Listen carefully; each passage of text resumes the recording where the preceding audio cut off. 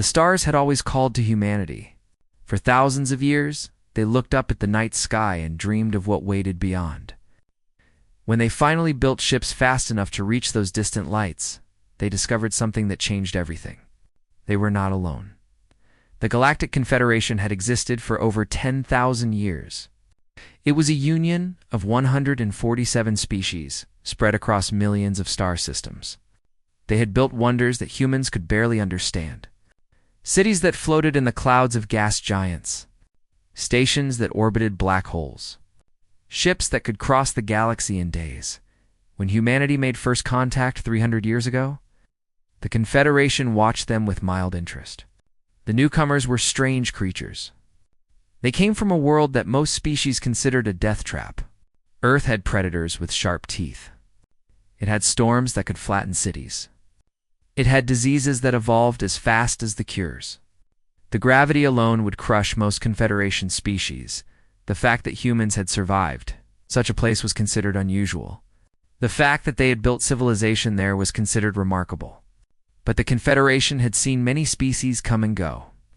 Humans were just another curious addition to the galactic community. Admiral Una stood at the window of her office on Station 14, watching cargo ships drift past. She was 42 years old, with tired eyes and silver streaks in her black hair. She had served in the Human Defense Fleet for 20 years, and in all that time she had never fired a weapon in combat. There was no need. The Confederation did not believe in war. They had abandoned violence 2,000 years ago, choosing instead to resolve conflicts through talking, through trade, through economic pressure. It was considered the mark of civilized species. Violence was primitive. Violence was what animals did. Humans had agreed to follow these rules when they joined the Confederation. They had smiled and nodded and signed the treaties. They had dismantled their weapons, at least the ones that anyone could see.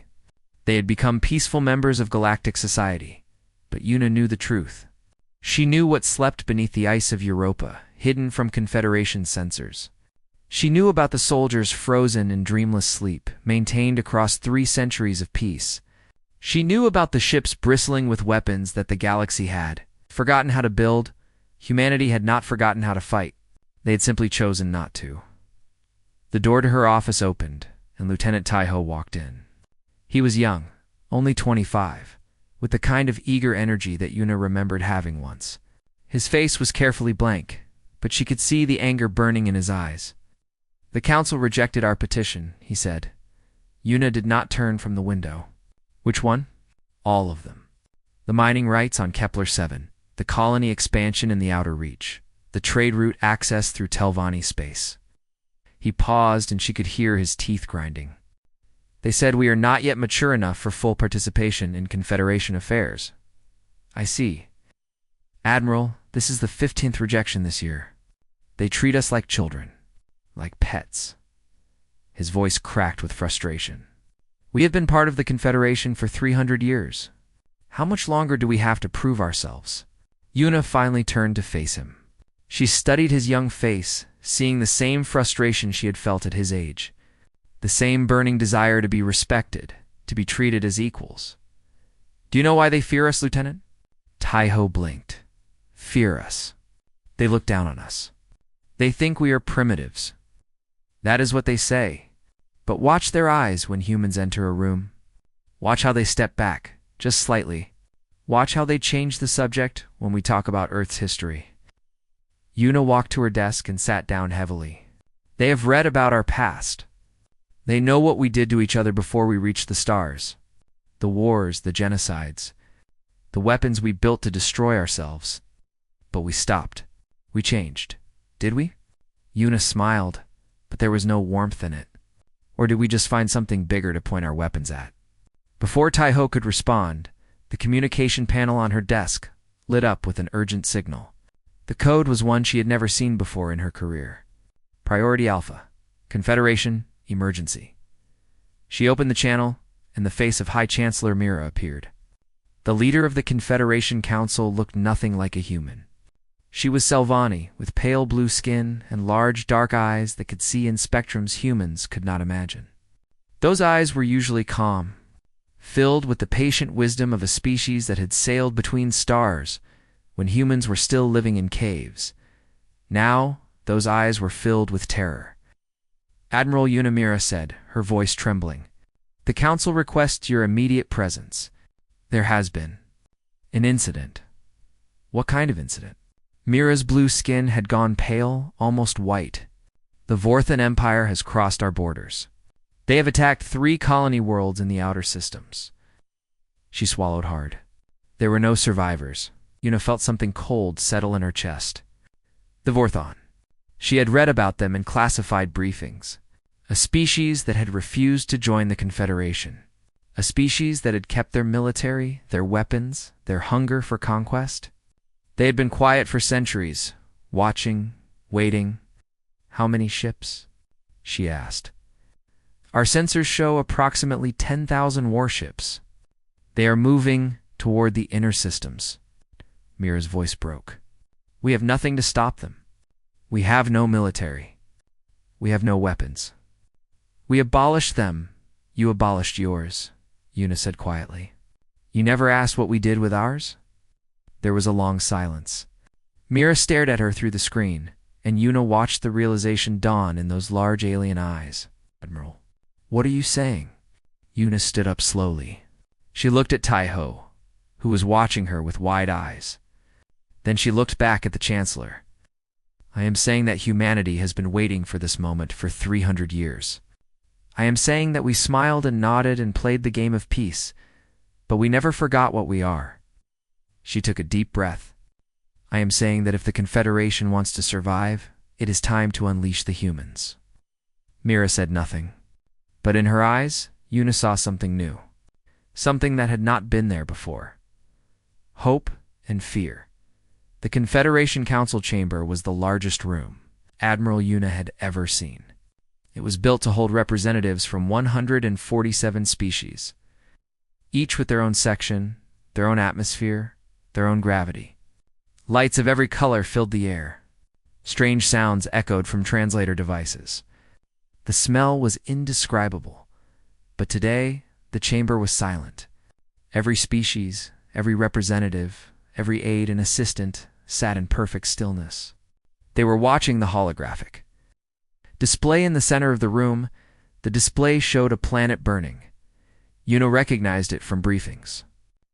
Keth Prime, home world of the Keth species. 12 billion people had lived there yesterday. Cities covered every continent.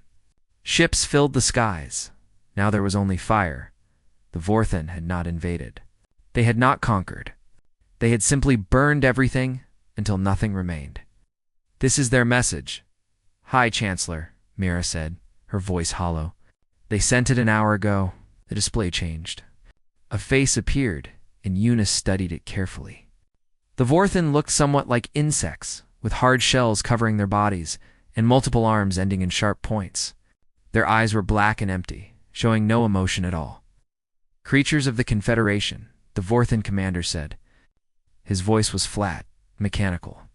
"I am Supreme Commander Theron of the Vorthan Empire. You have watched us destroy your colony worlds. You have watched us burn the Keth homeworld. This is not cruelty. This is simply efficiency." He tilted his head, and Una saw something that might have been amusement in those dead eyes. "You abandoned warfare long ago. You chose to believe that violence was primitive, that civilization meant peace. You bred the fight out of your populations. You destroyed your weapons. You forgot how to defend yourselves." The commander made a clicking sound that his translator did not convert. "We did not forget. We watched. We waited. We grew strong while you grew soft." The display showed the Vorthan fleet. 10,000 warships, each one bristling with weapons. They moved through space like a swarm of metal insects, consuming everything in their path. "Our demands are simple. Total surrender. All resources transferred to Vorthan control. All populations placed under Vorthan authority. You will serve us, or you will burn like the Keth." The commander paused. "You have one standard day to decide." The message ended. Silence filled the chamber. Una looked around at the representatives. The Telvanni were flickering with distress, their luminescent skin pulsing in patterns of fear. The Salvani were clutching each other, their large eyes wet with tears. A dozen other species showed their terror in a dozen different ways. None of them knew what to do. None of them had ever faced anything like this. "We must negotiate," the Telvanni ambassador said finally. His voice was shaking. "Find terms they will accept. Offer them resources, technology they do not want, terms," Una said. Every eye in the chamber turned to her. The human delegation sat in a small corner, usually ignored. Today, they were the center of attention. "They want conquest," Una continued, standing slowly. "They have been planning this for centuries. They studied your history, your culture, your psychology. They know exactly how you think, how you react, how you make decisions. They know you will try to negotiate because that is all you know how to do." "Then what would you suggest?" Chancellor Mira asked. Her voice was desperate. "You heard their demands. Surrender or die. We have no military. We have no you have us." The words hung in the air. Una felt the weight of every stare, the confusion and hope and fear mixing together. "Humans have been part of the Confederation for 300 years, she said. "In that time, we have obeyed your laws. We have followed your customs. We have pretended to be like you." She paused. "But we are not like you." She touched a control on her wrist, and a new display appeared in the center of the chamber. It showed a frozen moon, circling a gas giant in Earth's home system. This is Europa. Beneath its ice, hidden from your sensors, humanity has maintained a military force for 3 centuries. 2 million soldiers, 5,000 warships, weapons that you banned long before we reached the stars. The chamber erupted. Shouts in 100 languages filled the air. Accusations of betrayal, of treaty violations, of deception. Una waited until the noise died down. "Yes, we lied to you. Yes, we hid our weapons. But ask yourselves this question." She looked around the room, meeting every eye she could find. "If we meant you harm, would you still be alive?" Silence again. "You built this force for one purpose. Not conquest. Not domination. We built it for the day when something came that your words and your treaties could not stop. We built it for today." Chancellor Mira stepped forward. Her blue face was impossible to read. "You expect us to trust you? After you admitted to lying to us for 300 years? I expect you to do what you must to survive." Una's voice was hard. "The Vorthan will not negotiate. They will not show mercy. They will burn world after world until the Confederation is ash and memory. Your only hope is to fight back. We do not know how to fight." "No, but we do." Una took a deep breath. "Give us authorization. Let us wake our soldiers, launch our ships, use our weapons. Let us do what we have always been capable of doing. Let us show the Vorthon what happens when they threaten the things we have chosen to protect." A young Telvanni representative raised a trembling hand. "What guarantee do we have that you will not turn on us after the Vorthon are defeated?" Una smiled, and for the first time, there was warmth in it. 300 years. We have lived beside you for 300 years. We have learned from you, traded with you, married members of your species, raised children together. We came to the stars looking for friends, for partners, for family." Her voice softened. "The Vorthon want to destroy that. We will not let them." Chancellor Mira closed her eyes. When she opened them again, something had changed. The fear was still there, but beneath it was something harder. "The Council will vote," she said. "But I will tell you my decision now, Admiral Una." She straightened, and for a moment, she looked like the leader she was meant to be. "Unleash the humans." Una nodded once. Then she turned and walked toward the door. Already sending signals to Europa. The sleepers were about to wake. The transport ship cut through the darkness of space, heading toward the frozen moon of Europa. Admiral Una sat in the passenger compartment, watching the stars drift past. Beside her, Lieutenant Taiho was reading through classified files on his tablet, his face growing paler with each page. "I had no idea," he whispered. I grew up thinking we were just another Confederation species. Weak. Dependent. I never imagined... ... No one did. That was the point. Una closed her eyes.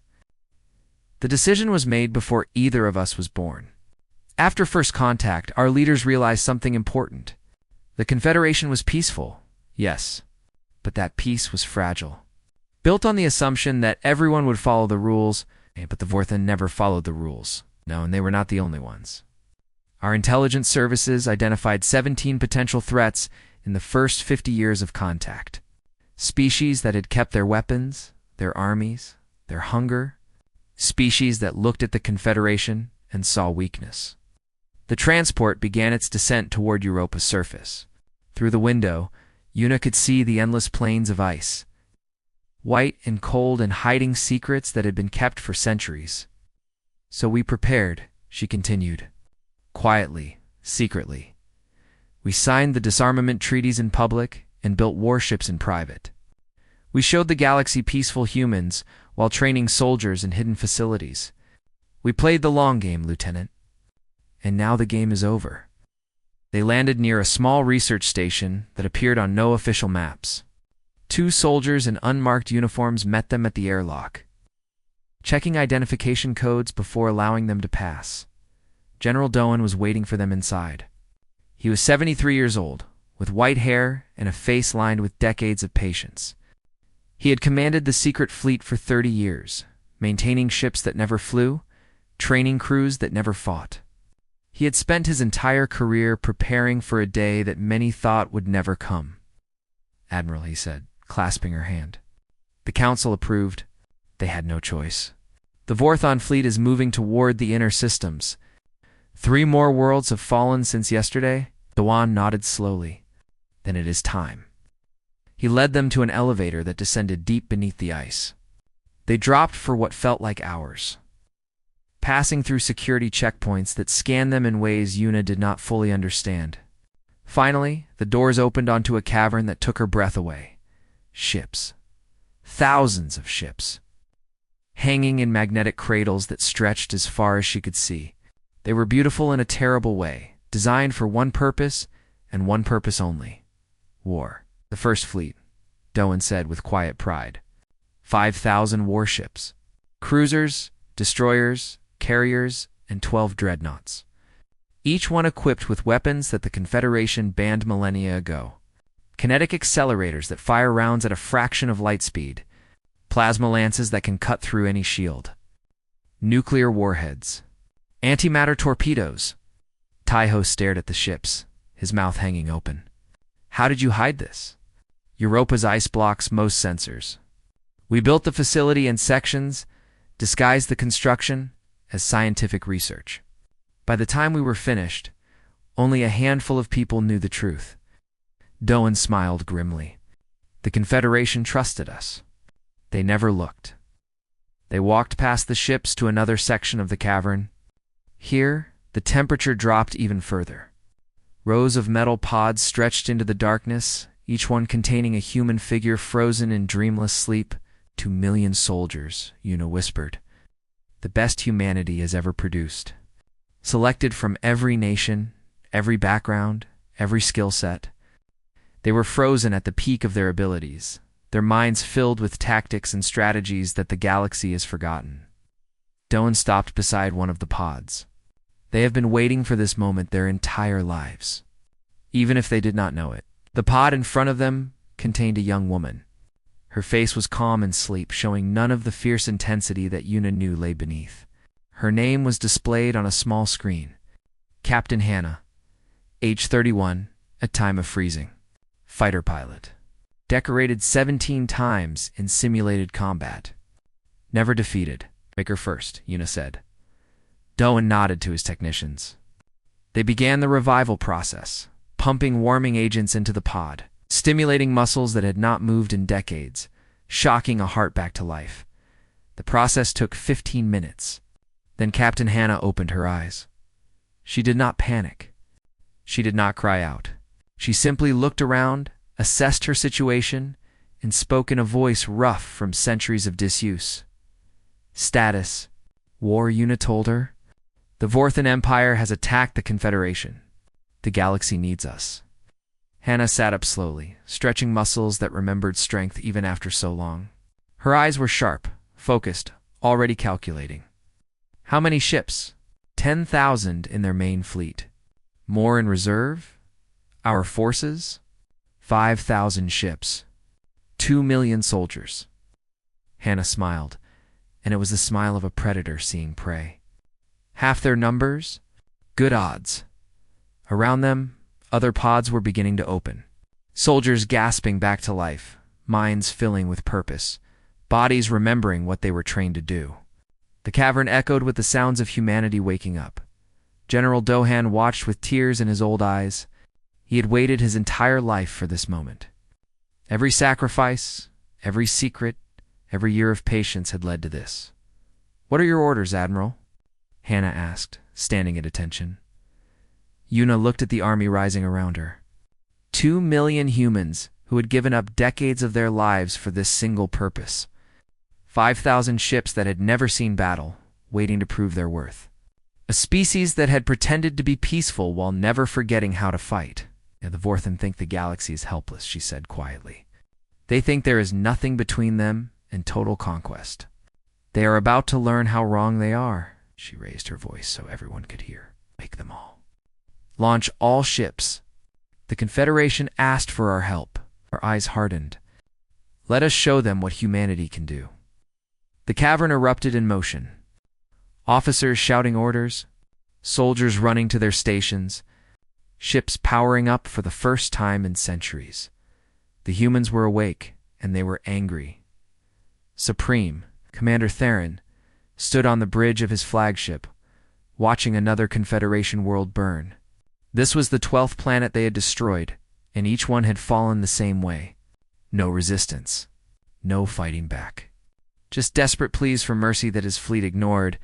It was almost disappointing, Commander, his sensor officer reported. "We are detecting Ni. W ships entering the system." Theron made an amused clicking sound. "Confederation vessels? Coming to negotiate again?" "Unknown design, Commander. 12 ships. Very small compared to our fleet." Theron turned to the main display. He saw them now, a tiny formation of vessels emerging from faster-than-light travel. They were unlike anything in his database. Sleek and angular, covered in strange protrusions that his officers could not identify. "Open a channel," he ordered. "I will accept their surrender personally." The channel opened, but no image appeared. Only a voice, female, speaking in a calm and cold tone. "Vorthan Fleet. This is Admiral Yuna of the Human Defense Force. You have attacked worlds under our protection. You have killed beings we swore to defend. This is your only warning. Withdraw now, or face the consequences." Theron laughed. He had read about humans in intelligence reports. The small primitives from the Death World. The newest members of the Confederation. They had no military, no weapons, nothing but words. "Humans," he said with contempt. "I am surprised you have ships at all. But 12 vessels against 300? You are either brave or stupid." "We are human," the voice replied. "We are both," the lead human ship fired. Theron did not understand what happened next. One moment, his sensor display showed 300 Vorthan warships in perfect formation. The next moment, 3 of those ships were gone. Not damaged. Not disabled.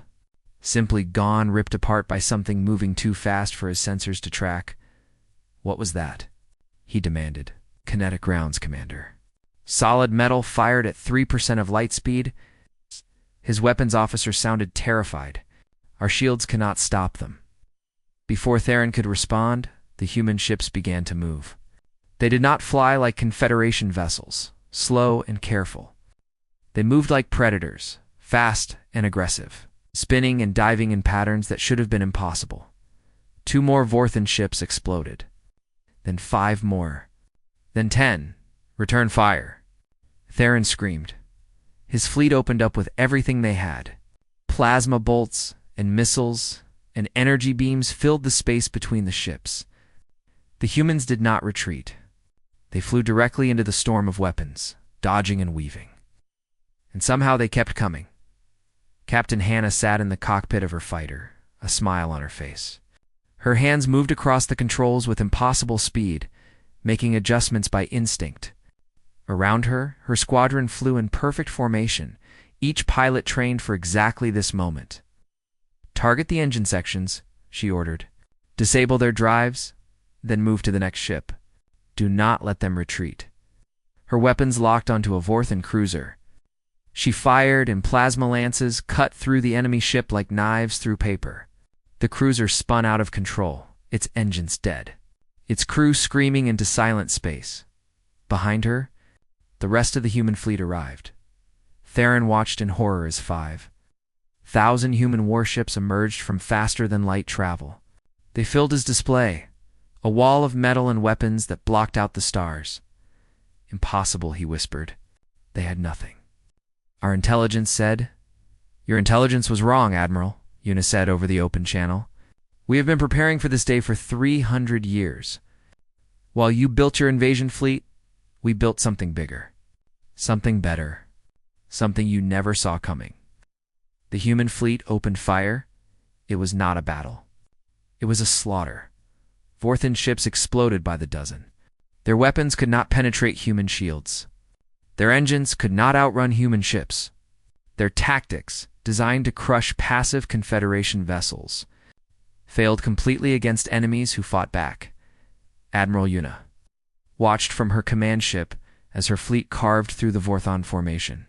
Centuries of secret training, of hidden preparation, of patient waiting had led to this single moment.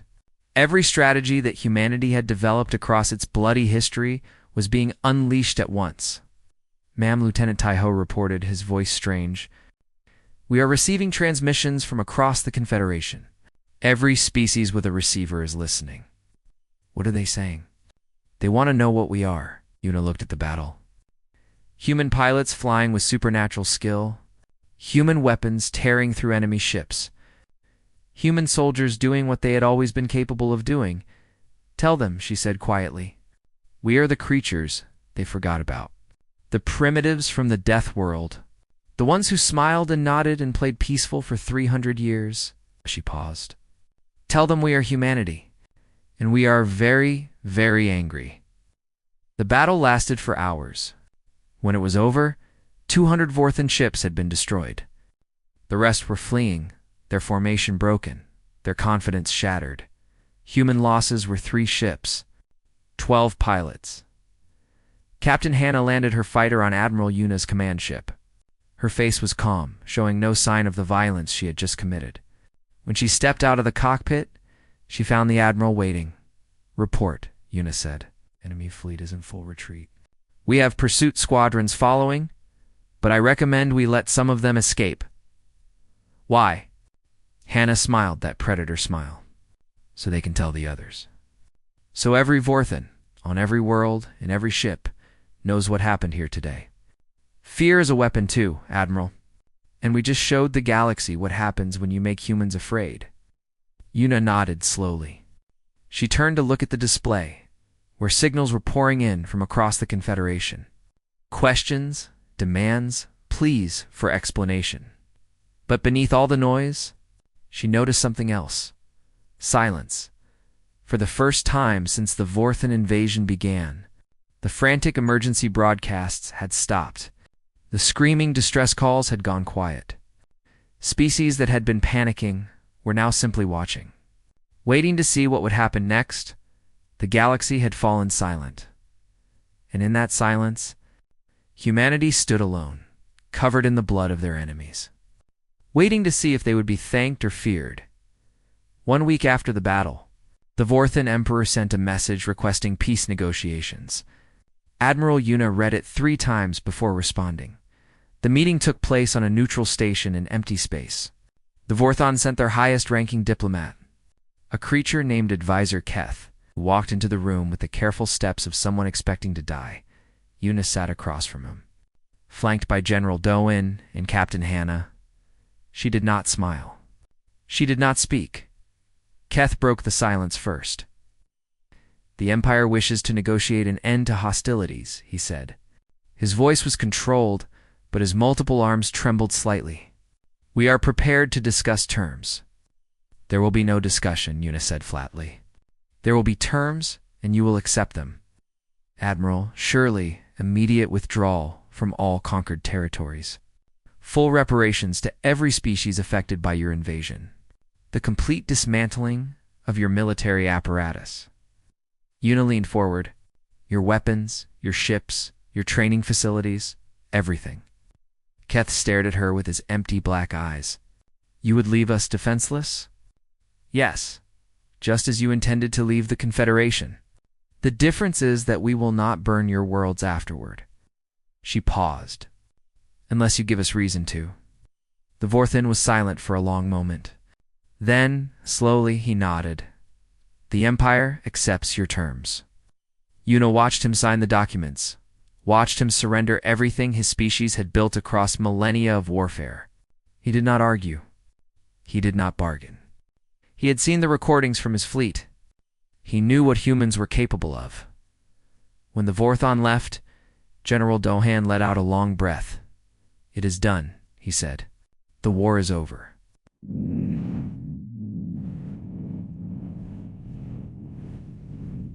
"No," Una replied, quietly. "This war is over. The harder part comes next." 3 days later, Una stood before the Confederation Council once again. But this time, she did not stand in the small corner assigned to humanity. She stood in the center of the chamber, facing every species that had once looked down on her people. Chancellor Mira spoke first. "Admiral Una, the Confederation owes you a debt that we can never repay. You saved us from destruction, yes, but we have questions." The Chancellor's blue face was unreadable. "You hid a military force from us for 300 years. You violated every treaty you signed. You lied to us from the moment we first met. Yes, how can we trust you now?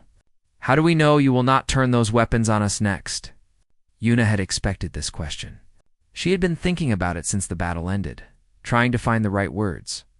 "You cannot know," she said finally. "Trust is not something that can be proven with words. It is built over time, through actions, through choices." She looked around the chamber. "We had 300 years to conquer you. We did not. We had 5,000 warships and 2 million soldiers, more than enough to take everything you had. We did not." She stepped forward. "We came to the stars looking for something humanity had never found on Earth. Friends, partners, family. We found you. And you treated us like children, like pets, like primitives who could not understand your civilized ways." Her voice hardened. "And we smiled and nodded and kept our anger hidden because we wanted to belong. We wanted to be part of something bigger than ourselves." Captain Hannah stepped forward to stand beside her admiral. "I was frozen for decades," she said. "I gave up years of my life, relationships, experiences, everything. I did this because I believed in what humanity was trying to build. Not conquest. Not empire. Something better. General Doan joined them. I spent my entire career preparing for a war I hoped would never come. Every day, I prayed that the ships would stay in their cradles, that the soldiers would never wake. Because the moment we used our weapons, everything changed." His old eyes were sad. "We cannot pretend to be harmless anymore. But that does not mean we are your enemies." The Telvanni ambassador raised a trembling hand. "What do you want from us?" "What do humans want?" Una smiled. It was the first real smile she had allowed herself in weeks. "The same thing we always wanted. A seat at the table. A voice in the council. The chance to build something together." She paused. "We are not like you. We carry violence inside us, written into our genes by millions of years of evolution on a world that tried to kill us every day. We cannot remove that violence, but we can choose what to do with it." She looked at the assembled species. The creatures who had feared humanity, who had underestimated humanity, who had finally seen what humanity could do. "We choose to protect. We choose to defend. We choose to stand between you and anything that would do you harm." Her voice rang through the chamber. "Not because you asked us to. Not because you deserve it. But because that is who we are. That is who we have always been." Chancellor Mira was silent for a long moment. Then, slowly, she rose from her seat. "The Confederation has existed for 10,000 years," she said. "In that time, we have welcomed many species into our community, but we have never met any like humanity." She stepped down from her platform and walked across the chamber floor until she stood directly in front of Yuna. "You frighten us," she admitted. "Your capacity for violence, your willingness to fight, the rage that burns inside you. These things go against everything we believe." Yuna said nothing. "But perhaps that is why we need you." Mira extended her four-fingered hand. "Perhaps peace needs protectors. Perhaps civilization needs guardians who remember how to fight, even when fighting is the last thing they want."